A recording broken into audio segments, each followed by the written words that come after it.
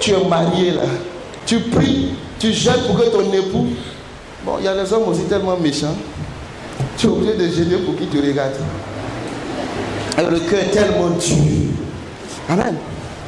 Quand vous êtes dans le mariage là, ce qui a monsieur est à... Chacun des conjoints dans le foyer essaie de bien faire pour que ça marche. Alléluia. Chacun fait sa part. Mais il y a des gens dans leur foyer, on dirait qu'ils sont en compétition.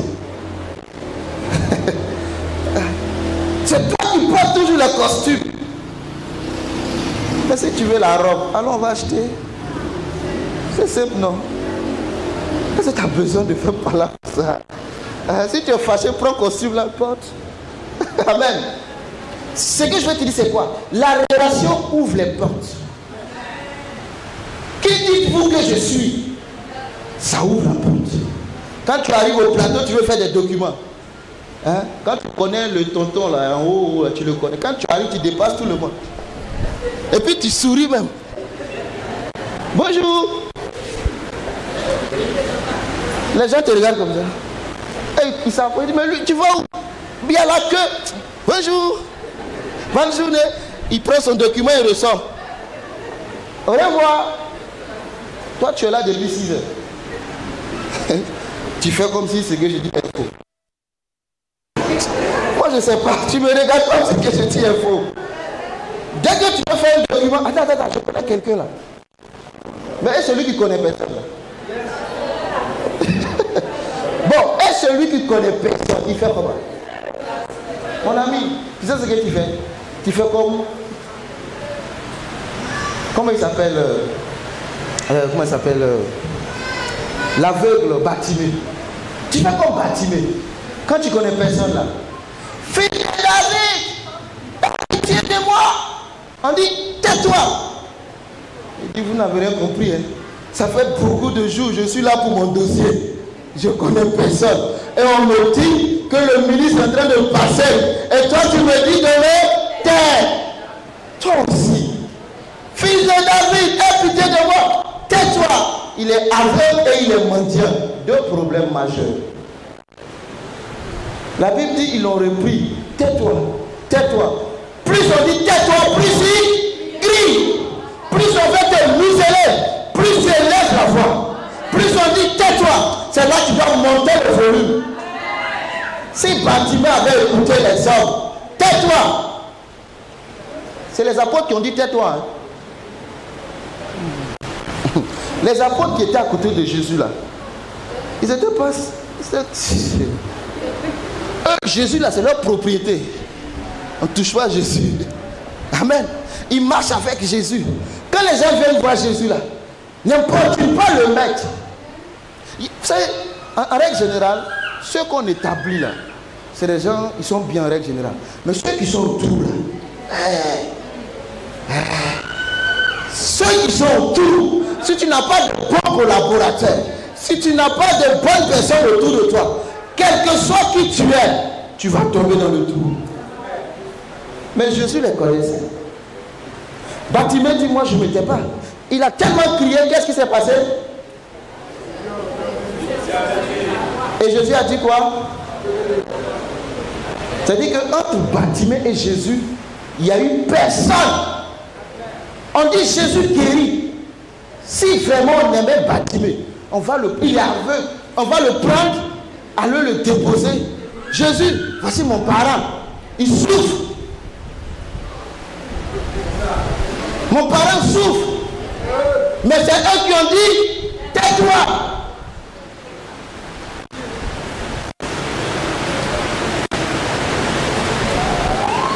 La méchanceté des hommes, toi ça te surprend.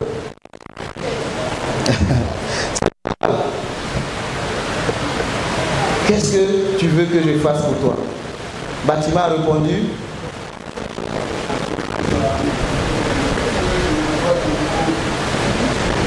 quand tu viens à l'église là, tu attends quoi de Dieu?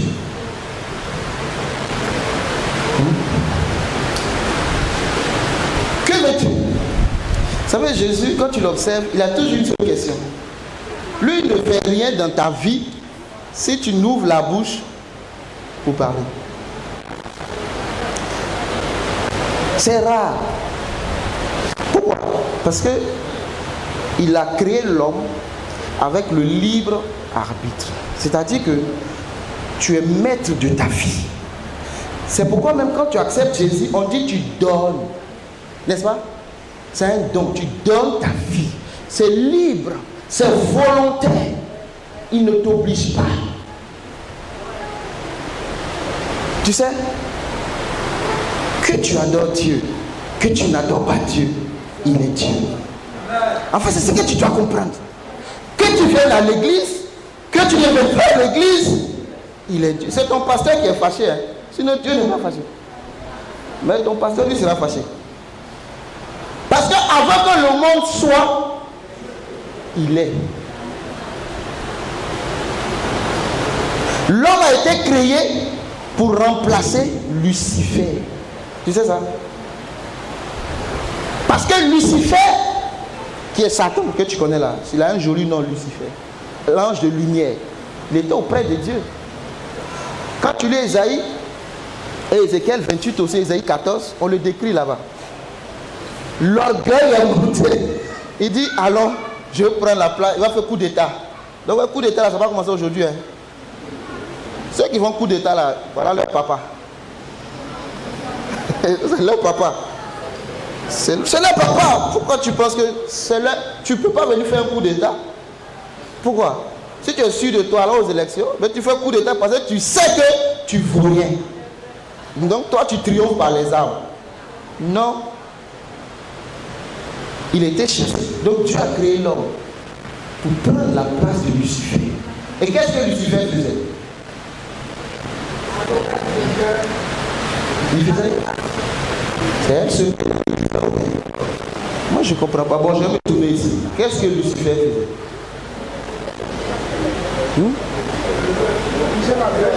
Merci. Il gérait. C'est l'un des principaux dans le gouvernement de Dieu là. C'est un général. C'est lui avec l'ange Michael, l'ange Gabriel. Lui, c'est le chef. Maintenant on dit tu as pris sa place. Maintenant regarde-toi. Est-ce que tu fais ce qu'il faisait? On dit le directeur ne fait pas bien son travail. On l'a remplacé. Toi le nouveau directeur, tu arrives, c'est de balayer, placer les chaises, je ne sais pas moi, aller payer la banane. Mon ami, il y a un problème. Et puis quand on parle, tu dis c'est l'humilité. Je suis humble. Ah ben, ça c'est pas l'humilité. Donc si tu as remplacé Lucifer et que Lucifer adorait, donc ce que tu dois faire c'est de... C'est tout simple. Maintenant l'adoration c'est un style de vie. Ce n'est pas cantique. Je veux t'adorer. Oh, mais quand tu sors là, est-ce que tu continues ça? C'est un style de vie. Tu es dans ce royaume, c'est un style de vie, l'adoration. Ce n'est pas le cantique. Le cantique fait partie. Parce que Lucifer, là, seulement il faisait. Amen. Sa vie était au service de Dieu. Sa vie doit être au service de Dieu. C'est l'adoration. L'adoration, c'est un sacrifice. Abraham a pris son fils Isaac. Il a dit quoi à ses serviteurs quand ils sont arrivés au pas de la montagne? Mon fils et moi, nous allons pour... Et nous... Qu'est-ce que Dieu lui a dit? Qu'est-ce que Dieu lui a dit? D'aller sacrifier son fils. Donc Abraham ne comprend pas le français. Non, il ne comprend pas le français. Dieu lui dit d'aller sacrifier. Et lui dit à ses serviteurs, je m'en vais pour adorer. Ah! Ce n'est pas pour lui on dit c'est le père de la foi. Dieu lui dit, va sacrifier ton fils. Lui dit non, moi je m'en vais pour adorer. Donc Abraham, le sacrifice est une adoration. Donc l'adoration est un sacrifice. Tu ne peux pas adorer si tu ne sacrifies pas quelque chose.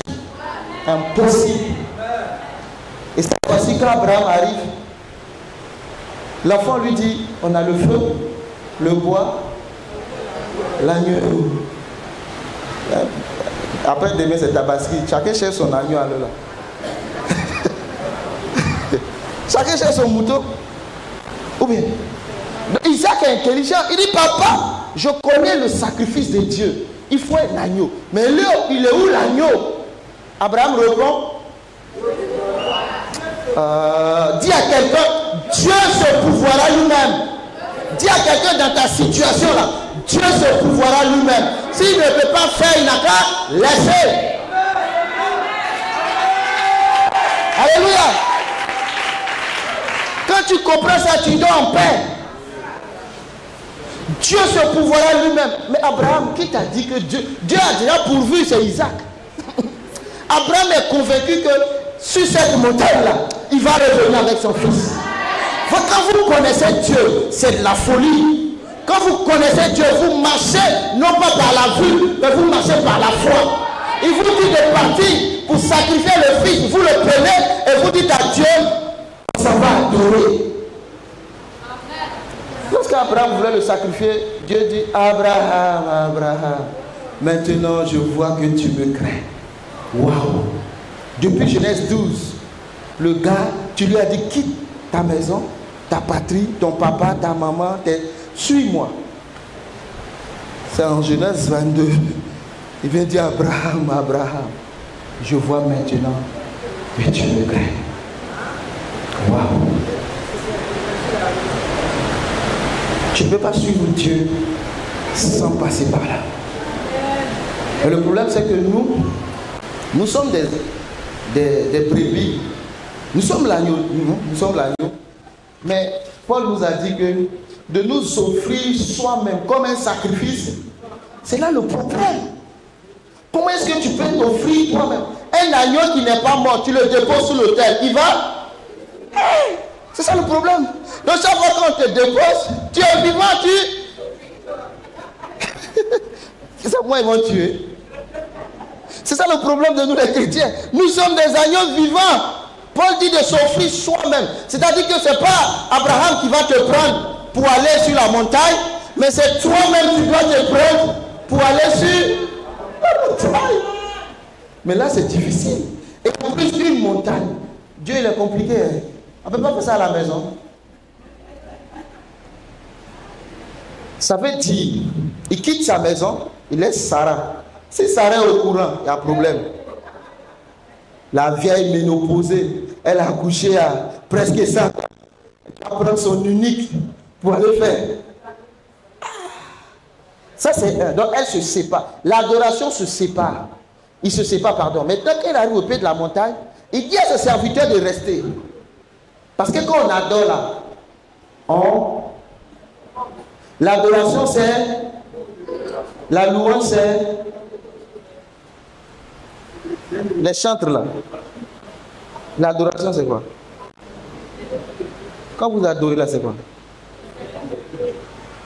Quand on adore là, on monte.